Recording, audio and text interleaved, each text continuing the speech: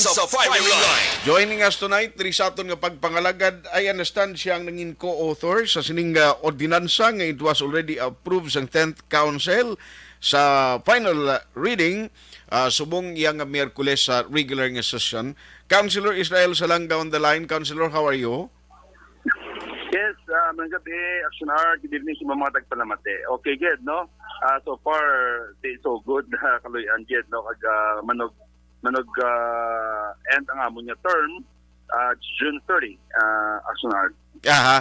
Pero sir, ang good news ini kay antes pa man magtapos ang term nyo sa siniling nga nga pag daog nyo last time, napasargid ining ordinansa nga para sa kaiwan sa mga SK kagawad. Tel as ano gid ang kaundan sining SK officials nga ordinance para sa benepisyo nila, sir?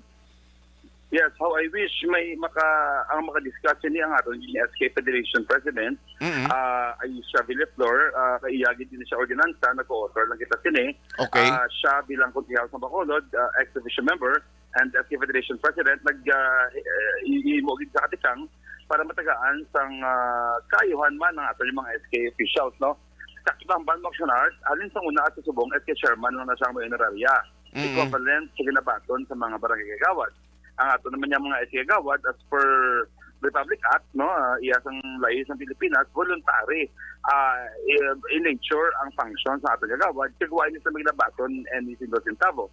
Ang ini nga ordinansa ginpasar based man sa national guideline naging pas ng national sa 2015 yung nag-allow nga sa personal services para sa ato yung mga SK officials.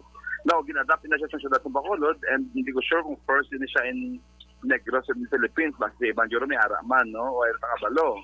Basta sa ato niya sa Negros, sa Bacolod City, din-approve na sa third and final reading nga may aras ng 25% of the total budget ng SK per barangay nga allotment ang personal services o kunang mga honoraria sa ato yung mga SK Gawad. Kaya ang ato yung SK Chairman, automatically may sweldo na i-action art. So, ang ako sa pag-itsindi, sige pa sa ordinance, ang presidente mismo sa SK, sa mga Kabataan Federation, sa siyudad ng Bacolod, may arasang annual budget ang kada barangay.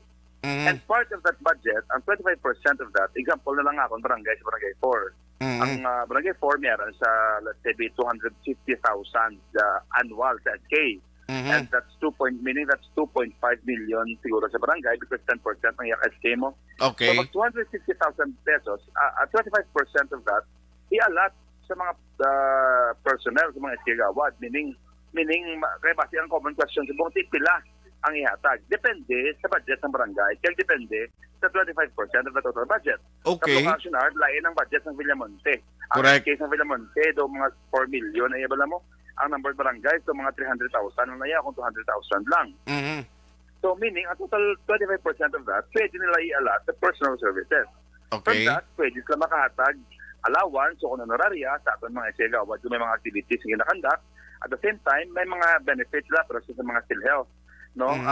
Allowed na subong through that ordinance. So, sa ini siya nga balita, kablokang sunard, bisa na tabang criticize sa aton yung mga singon niya kabataan, hindi tama deny ang kamatuoran niya. Amo ni sila nga nag-spearhead sa mga activities sa mga pamatanon sa kada barangay. Correct. Imagine natin kung wain ni sila, mabalta nga ti, daw dito masambot sa gal, hindi sa makita. No. Ang kamatuoran sila daya, ara na sila ya, ang sports activities, ang cultural activities, ang fiestas, ang clean and green, ara na ya. Sa gunang kabataan, kaakibat na sila sa aton yung mga punong barangay. And ako nagapati kung long overdue na siya, no? Dapat yan ilugan yung sige pasara din sa aton because hindi ko sure kung gaano ang iba niya SK Gawad sa iba niya syudad. Pero sigurado ko diri sa syudad sa Bacolod ang aton mga SK Gawad mapisan, natutom. And deserve nila ang gamay nga kayuhan ni pwede i-share man sang barangay, Sunard. So bali depending on the budget, so meaning kung big barangays ka, medyo dako-dako man ang batunon nilang honorarium.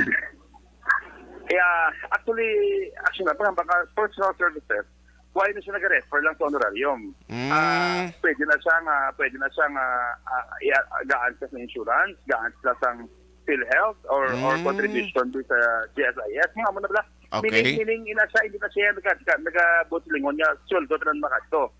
Pero, sa sinang ordinansa, nagpakita na siya nga by this time, pwede ka na maka-allocate pundo o kung sweldo o kung nalawan sa imo kagawad. Imagine national. Siguro ganun na function ng mga SK na dire, din kagakuha sa ilang pundo. Wala. Why niya maginatag ni ultimating ko gapo labog daw nag-obra na volunteer sa pandemic. Why niya sweldo? So kisa ang sweldo sang SK chairman amo na ginatunga ayan na ang mga kagawad. Pero with this ordinance, matagaan na freedom kasi manginlay na, hindi na maging illegal ang pagkuha ng pundo pag-ihatag sa ato ng mga sangguniang kabataan kagawad kag appointed officials actionary. Wow, very good. No, at least may benepisyo man kay tuod lang amo nang iban nga sinya ti may iski kagawad kuda volunteer iban nga kundi lang sila close sa iski ganing iban di mo papili iya kagawad mo. Yes, correct na. Oo. Kay ang ilan na lang siya prefer ko na lang ni nga ma-support na lang ko sa imo pero hindi na lang ko pagbutangin da risgo nga mangin kagawad kay tingwa mo da kuan lagi tuod volunteer ka lang although nga ginatagan man I don't know kung sa SK sa Subong kundi daw may ara na sila sa mga state universities nga pwede man sila bala makuan mo pwede man ang SK kagawad nga maka angkon sang benefits nga free education. Yes, Sara, may ang chairman ti kagawad dahil kinabilang kasama pa sa proseso. Okay. May oath of office ka pa, may DLG mga process, pero granted masusugyapon. Galing kay more less than 50% nag-avails ng programa tungod kay tisipre sa namuan sa papel blakag gina-cross-check pa sa mga eskwelahan. Pero part na siya sa ato niya nga lahi sa Pilipinas ang mga amusin nga kayuhan. At inisubong ang ipasara sa Bacolod City through SK Federation President Aisha Villaflor, mas tagaan pagin oportunidad ang ating mga opisyalis ng Guniang Kabataan. So congratulations kay ti co-author ka man sini kag napasar na gid for third and final reading perma na lang ni Mayor Sir Kinanglano no. Yes, ikan sa mga lihok naton kay vocational nagsugod kita sa pag-advocate sa young people. Dahil mag-target advisor ako sa SK sa una and inisa this law becoming a realization na sa aton na handom ever since pa nga nag-advisor kita sa Guniang Kabataan. Galing during that time, di wala pa to yay. Why to yagi na prohibit niya sang law? Ang nagsubong ang national na mismo nag-advise na sang approval since sa Itakalay sa 2015. So, malipay kita. I hope this will not be abused by our aspiring future leaders, young leaders sa aton niya nasyon, but will serve as instruments sa aton niya mga kabataan na magpapili sila, not because of this, sigadarin na saya ang kayuhan nila mabaton. Ang pinaka-main purpose nga dapat magpapili sila. It's because gusto nila mag-make difference, gusto nila mag-impact sa lives sa mga teluyang people nila, gusto nila ma-empower bilang maayong leader at mag-inspire sa madampunin niya kabataan sa siyudad ng Bacolod. Yes, sir. Anyway, ma-shift lang ko very quickly. Ari ka na gidman, kumusta ang latest sumong sir kay the alert level 1 kita until June 30 dumayan nga indication for Bacolod City ho kag at least na-maintinar naton alert level 1 no way na kamo gamiting sumong sa EOC sir. Lang lately nag-transition na kita ang EOC nato nag-endorse na matamat sa bagong administrasyon kasi kita naman yan we continue to pray nga sige lang atong alert level 1 kagabukas sa mga turismo, gitaas sa mga sales sa ating mga restaurants, sa ating mga territory, mga tourism secondary, bukas na, even ang mga coffee shop yan, buhay na. Kamay pa nga sige na ini siya, no? Ang ating situasyon sa buong arsenal. Sa tourism industry, since nga nagliga daw na kaumpisa ka na, no, pagig-sapol ni sila mga meetings, anong latest sir sa recovery plan and programs? Ang alert level 1, kita ko sa contribution, sa mga businesses. In fact, may mga, before ko malipat, may mga affairs na, may mga events sa kada barangay. Bukas na sa ating mga activities.